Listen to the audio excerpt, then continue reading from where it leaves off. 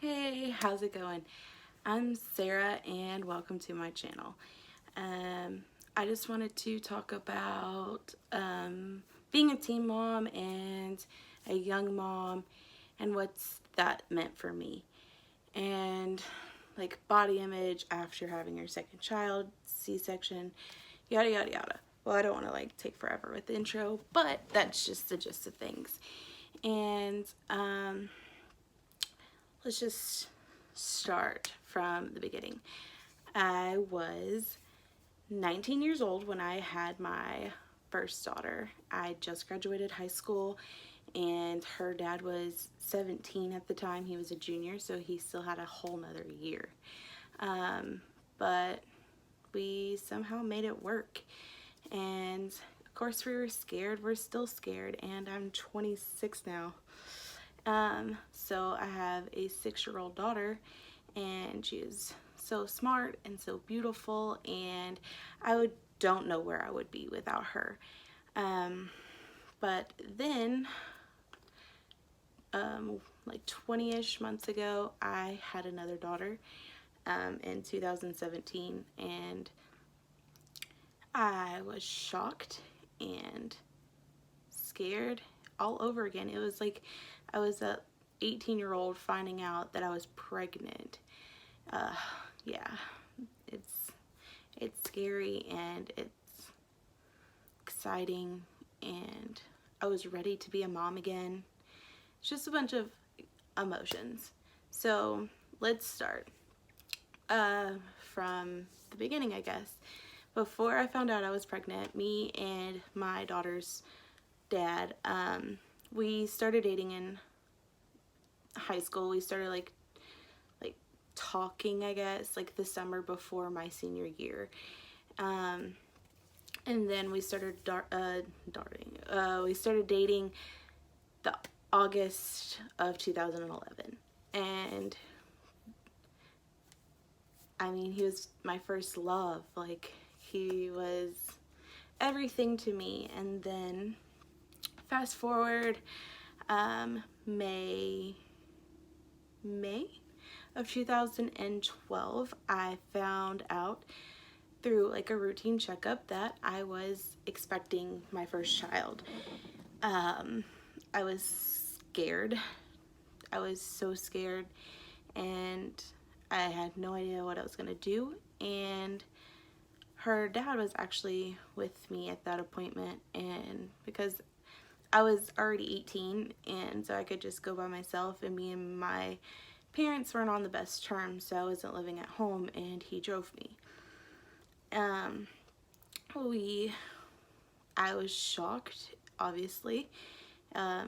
He had a different reaction. He got angry and scared, and I guess his anger at 17 was the only way he knew how to show that he was scared. So we continued dating, but it was different, and you could tell that it was different.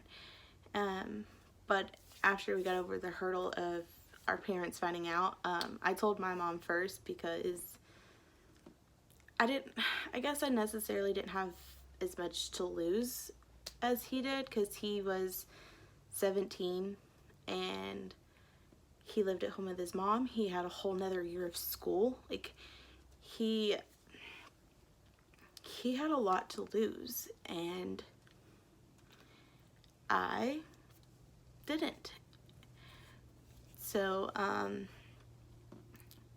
told my mom, and she just said, well, you can come home. And so I came home, and I wanted to be a mom since I was little. I just wanted someone to love me as much as I love someone else. I didn't have the worst childhood, but I didn't have the best. It wasn't easy. And I always felt unloved and unwanted, I guess. So I wanted someone to want me. So I was obviously scared, but I was excited. And then move forward a few months. I was around 20-ish weeks pregnant with her, and I went into early labor. Luckily, we caught it in time where I didn't give birth, and they gave me some steroid shots to stop labor, and they told me to take it easy. And at the time, I worked full-time at fast food. I worked at Taco Bell and in the drive-thru. So I was on my feet and constantly moving. And then I worked all the way up until I was actually in labor. And I left work, went to the hospital, and they said, yes, you are in labor. And then I dilated till about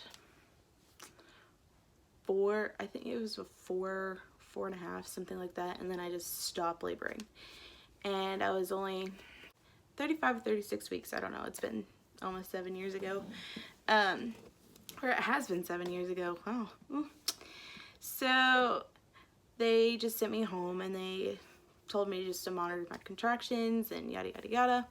Well, everything went fine, and then I finally went in on December 29th of 2012. Well, that's her birthday, but I went in the day before on the 28th, and I was in there. I was laboring, and then he came in, my doctor came in and said, do you want me to break your water?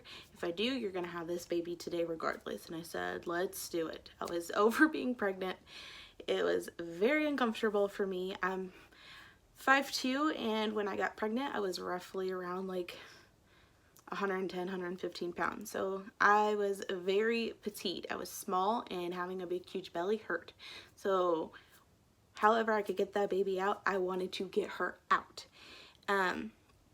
So I said, let's do it. And then I labored some more. I've dilated the whole 10 centimeters. I pushed and pushed and pushed, but she got stuck.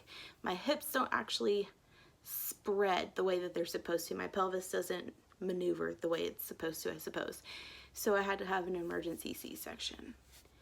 And I wasn't scared for myself, because her heart rate had stopped, and she was losing oxygen because she was stuck in my birth canal, so her umbilical cord was cut off, so she was losing oxygen.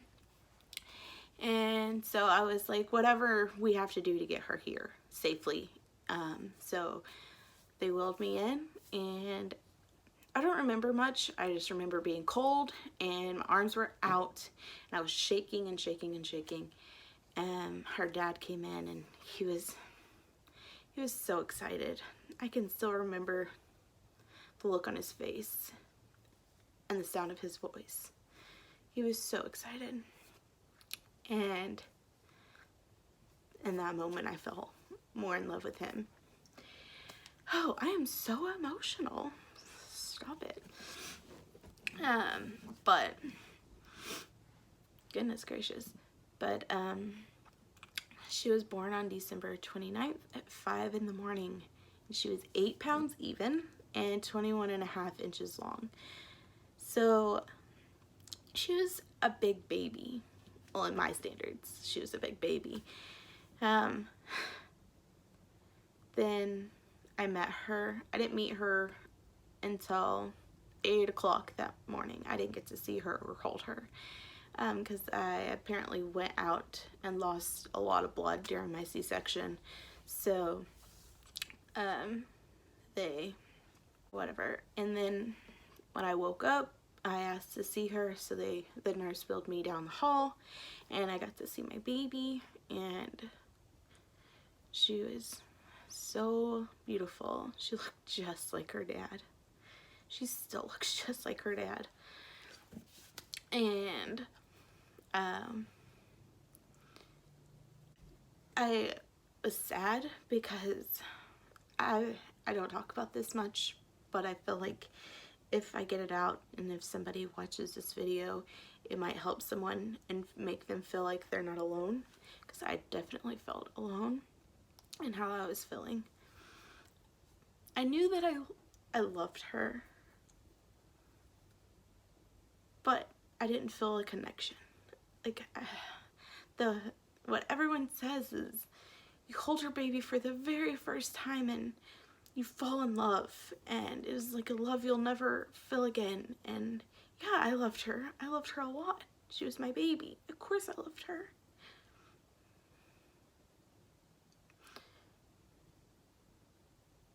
But I didn't feel that mom happiness. I didn't feel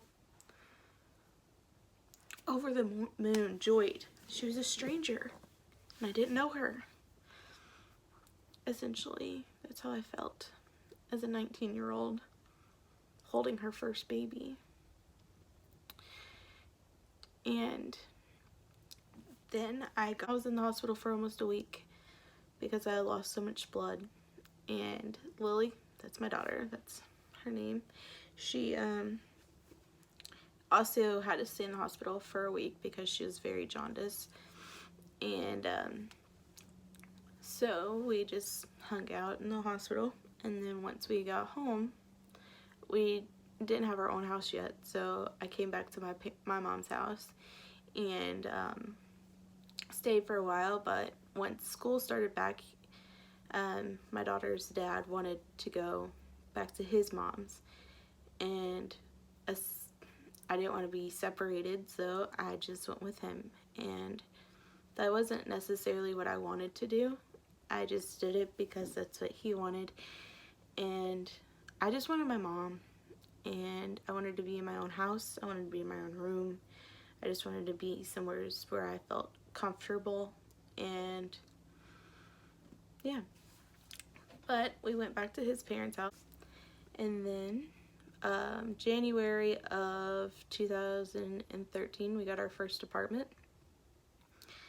And then skip all that stuff, we now live in our own our own house. We're still renting, but we're in our own house, and we stuck it out through everything. And now we have a 22-month-old toddler, little girl named Natalie, and she is a fireball.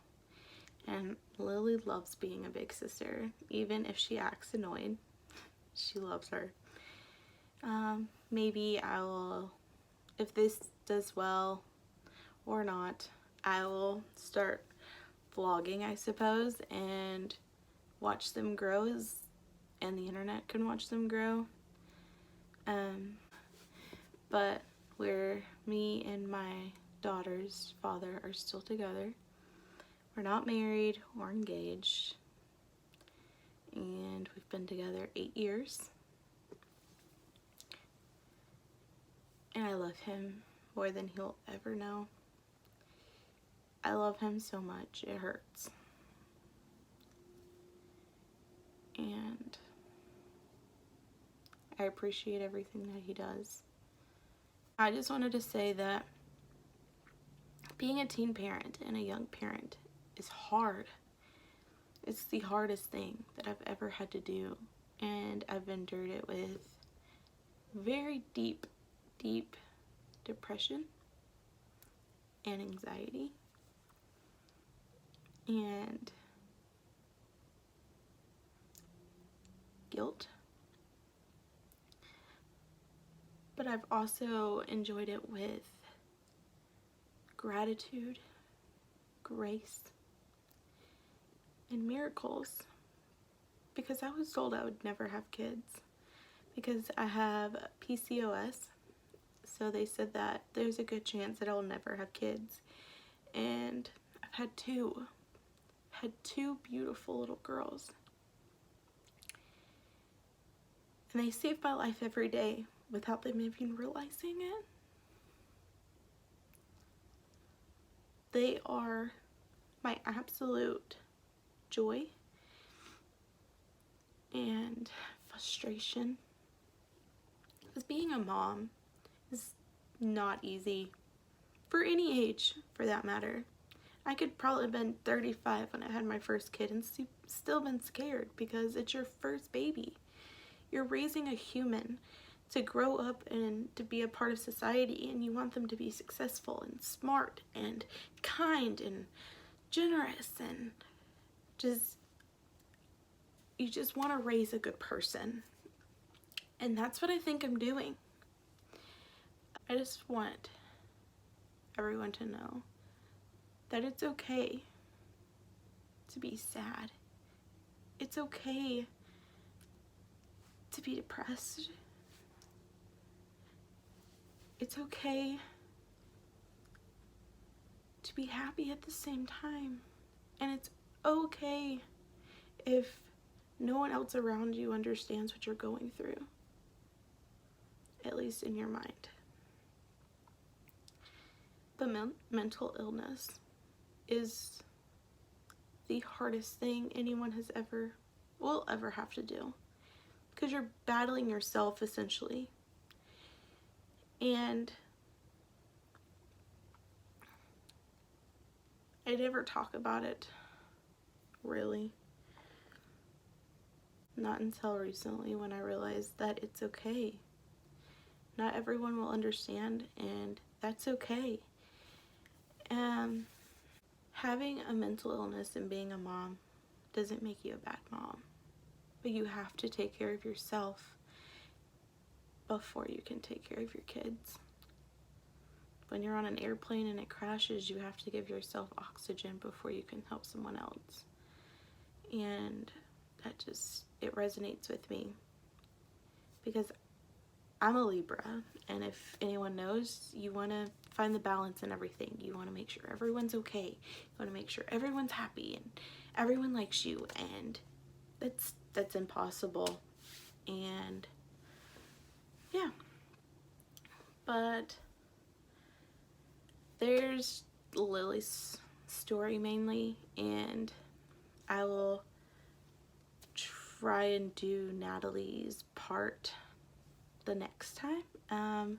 Just like, subscribe, and stick around if you like this video. Okay. Hope you enjoyed it, and bye till next time.